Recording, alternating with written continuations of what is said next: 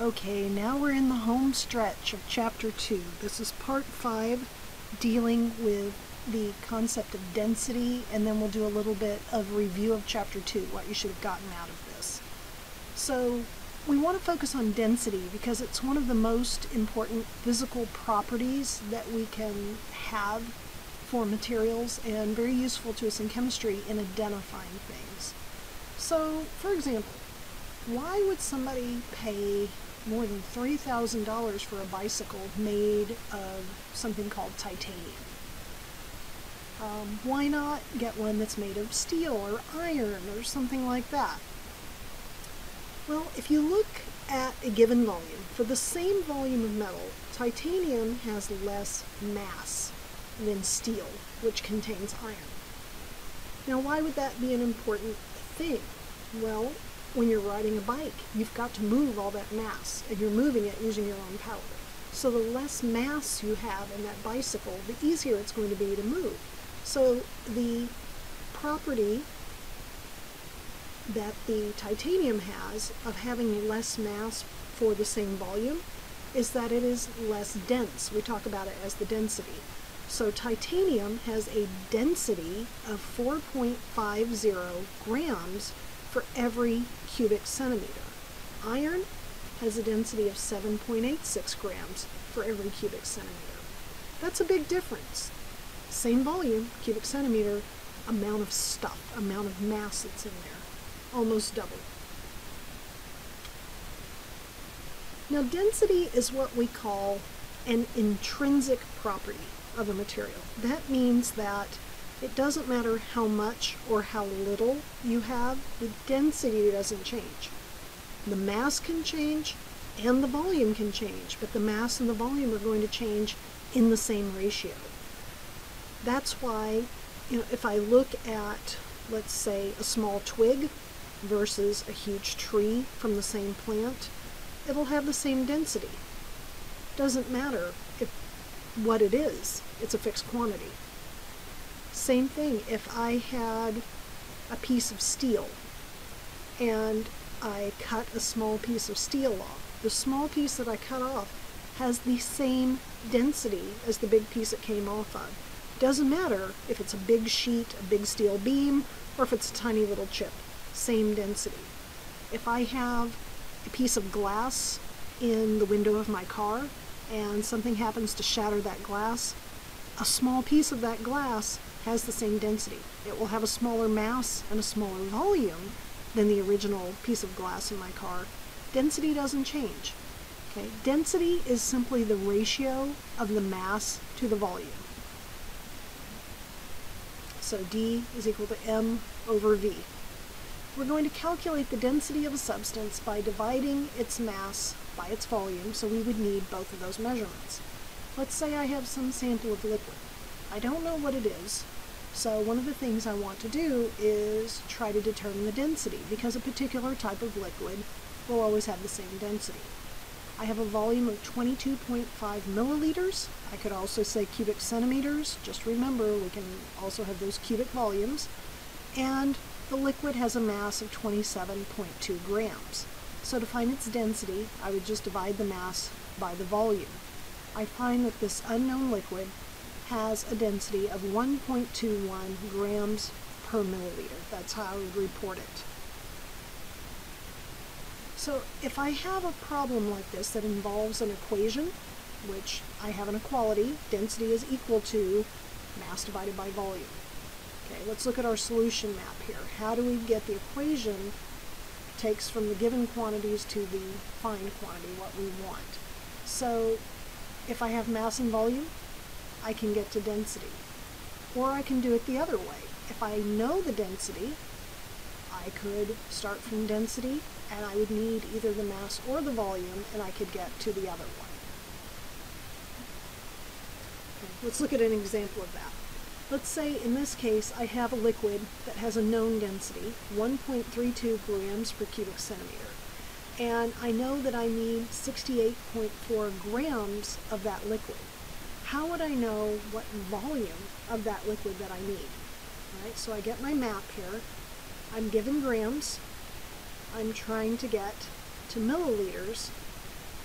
or cubic centimeters in this case. So I had cubic centimeters, and I need to know the volume to deliver in milliliters. So if I start with grams to get to cubic centimeter, the relationship between those is the density. 1.32 grams per cubic centimeter, 1.32 grams per cubic centimeter. So I start with the mass that I'm given, 68.4 grams. I want grams to cancel out, so I put those there. That leaves 1 centimeter cubed up here. Now, I don't generally measure things out in cubic centimeters. I measure them in milliliters, and we'll see that when we get in the lab and we start looking at measuring devices that we use. So I need to have these milliliters here. That's a 1-to-1. A cubic centimeter is the same thing as a milliliter. Now, doing a lot of lab work, that's one that you'll see a lot. So be sure that you kind of make note of that one, memorize that one. Okay, 1 milliliter, 1 cubic centimeter. So when I carry out my math, 68.4 times 1 times 1, divide by 1.32, divide by 1, I end up with 51.8 milliliters. I have to measure that out to get 68.4 grams of the liquid that has that same density.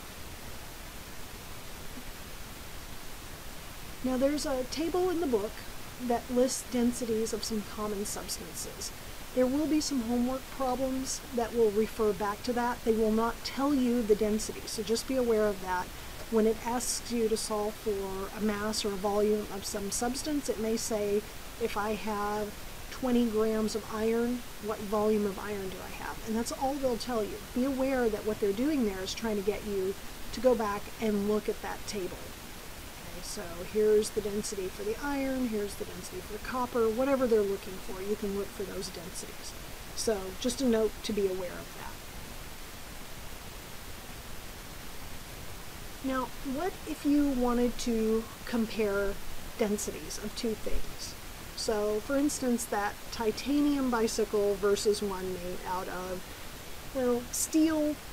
That's an alloy, it's made of different things. So we're going to simplify it a little and say, what if it's iron? Iron is one of the primary components of steel. So if I have a titanium bicycle frame, looks like this thing right here, it would contain the same amount of titanium as a cube that measures 6.8 centimeters on the side. So we're going to take all the titanium in here, we're going to compress it down into a solid cube. Okay, so that's what we have. Now, if I know the side of a cube, and it is a cube, so 6.8 centimeters by 6.8 centimeters by 6.8 centimeters, I can calculate the volume of this cube, and I can use the density of the titanium from that table that we just looked at, table in the book. I can calculate the number of kilograms of titanium in the frame. So there's one thing. Now what if I did the same thing for a frame made of iron? So we're going to take up the same volume, so we're going to compress the iron down into a cube that is also 6.8 centimeters cubed. Now, do the calculation with that one using the density of iron to find out what would be the mass of that frame. What's the difference in that? And I'm not actually going to work that out for you. We're going to save that for one of our problems in the recitation when we get together. But you might want to start looking at that one, see if you can work that problem out, and then we'll do that together as a group. Alright, so we have finally reached the end of Chapter 2, and just a quick review of the highlights of this, things you need to make sure you know. First of all, the concept of uncertainty. Why does a scientist report the amount of uncertainty? You're reporting a measured quantity so that the number of digits reflects how certain you are of your measurement. And when you write those quantities, those measured quantities, you want to be sure that every digit you're certain of, except for the last one, which is your estimate. Units. Anytime you have a measured quantity, usually we'll have a unit with it. There are very few exceptions, but usually make sure you have a unit with that. SI units are going to be length, mass, and time, and then temperature we'll look at a little bit later. We have prefix multipliers that allow us to multiply up or down by units of 10. And then the SI units of volume are going to be units of length raised to the third power. So volume is a derived unit. Liters or milliliters often used for volume as well. Density. Density of a substance is going to be its mass divided by its volume, typically reported in units of grams per cubic centimeter or grams per milliliter. And then density is going to be that intrinsic property, that fundamental property of all substances, generally is going to be different from one substance to another. Occasionally, you'll find two substances that have the same density, but generally you won't see those. Okay, now the next couple of slides are just going to list some learning objectives. These are learning objectives in a broader sense that you will need to understand and carry with you throughout your chemistry career here at OTC.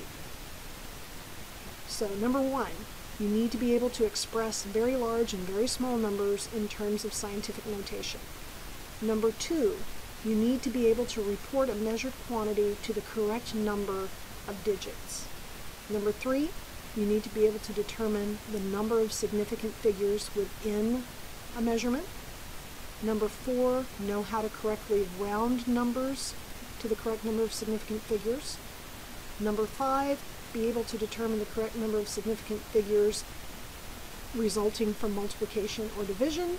Number six, significant figures resulting from addition or subtraction.